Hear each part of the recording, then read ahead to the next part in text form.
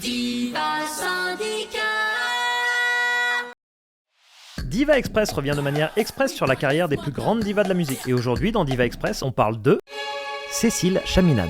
Mais qui c'est celle-là? Ouais, c'est bien le problème justement, on en reparle à la fin. Cécile Chaminade est née en 1857 dans une famille de la haute bourgeoisie près de Paris. Sa mère, excellente pianiste, remarque très tôt que Cécile possède un don pour la musique. Son père, lui, ne remarque pas grand chose, vous verrez. Je m'en fous.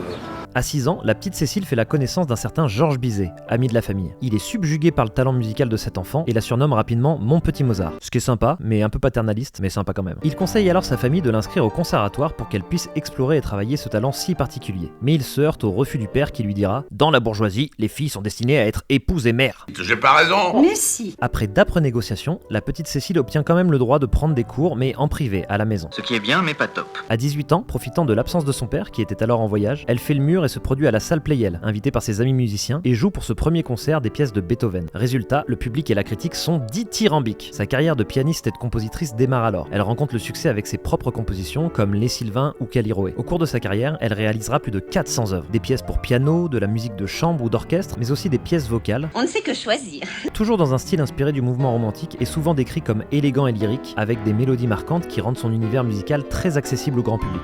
Devenue incontournable en France, Cécile Chaminade entreprend alors des tournées mondiales et devient assez vite une star à l'international. Elle est reçue par la reine Victoria en Angleterre, déjeune avec Theodore Roosevelt, président des États-Unis. Putain, le réseau qu'elle a. En 1908, elle donne une série de 25 concerts aux États-Unis. Malgré un très grand succès et des salles combles, elle n'est pas épargnée par la critique sur son genre. Qui aurait pu prédire? Le New York Evening Post écrira « Dans l'ensemble, ce concert a confirmé la conviction de beaucoup que si les femmes peuvent voter un jour, elles n'apprendront jamais à composer quelque chose qui en vaille la peine. Toutes semblent superficielles quand elles écrivent de la musique. » Malgré une certaine presse misogyne, son succès considérable dépasse même le cadre de la musique. Elle devient une véritable icône féminine. Il y a même des clubs chaminades qui sont créés, dans lesquels des femmes musiciennes et compositrices se retrouvent pour s'entraider, ce qui place Cécile en véritable modèle à suivre de son époque. Pas mal, non? C'est français. En 1913, elle devient d'ailleurs la première femme musicienne de l'histoire à recevoir la Légion d'honneur. Mais alors qu'elle connaît la gloire, stupeur, Cécile Chaminade arrête brusquement la composition. On me voit, on me voit plus. On voit un peu, on me voit plus. On ne sait toujours pas aujourd'hui pourquoi ce revirement soudain. Par-dessus ça, en 1914, la guerre éclate. Elle accepte alors de prendre la direction d'un hôpital londonien, abandonnant complètement la musique par la même occasion. Plus tard, après des problèmes de santé, elle se retirera à Monte-Carlo pour y finir ses jours en 1944, dans un oubli vraiment injuste qui avait déjà commencé à faire son œuvre depuis l'arrêt de sa carrière. Alors pourquoi Cécile Chaminade est-elle une diva importante? Le parcours de Cécile Chaminade nous montre à quel point il est beaucoup plus compliqué pour une femme de rester dans les annales de l'histoire, malgré un talent incontestable et une reconnaissance mondiale de son vivant, dans un monde pensé par des hommes.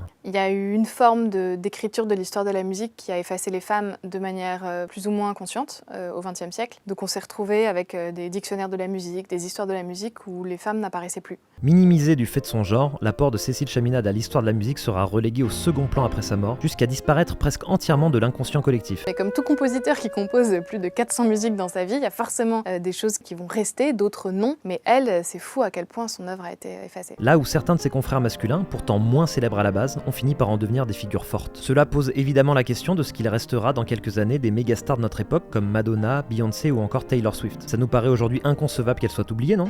Mais qui sait? Voilà, Diva Express sur Cécile Chaminade, c'est terminé, on espère que ça vous a plu. Et pour découvrir ou redécouvrir plein de divas célèbres ou oubliées, allez voir sur scène le spectacle Diva Syndicat de la compagnie Mise à Feu. À bientôt!